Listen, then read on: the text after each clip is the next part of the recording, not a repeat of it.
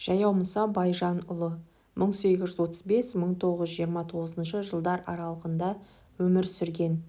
Павлодар облысы Баянауыл округінің Ақшоқы деген жерде дүниеге келген. Омбыда оқып білім алған. Домбыра, скрипка, гармонь тартуды жастайынан үйренген. Қырдағы қауіпті адам ретінде сотталып, Тобыл қаласына жер аударылған. Оның атақты Ақсиса әні әлеуметтік әділетсіздікке қарсы наразылықтан туындаған. Өлеңдері мен әндерінде жергілікті болыстардың зорлық-зомбылықтарын, патша үкіметінің отаршылық саясатын батыл әшкерелеген.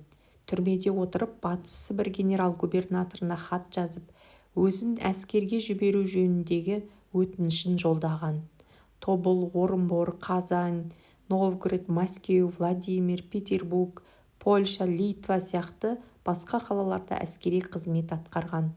Ол Толғау, Бозторғай, Жамбота, Ғашығым сияқты 60-тан астам әндер жазған.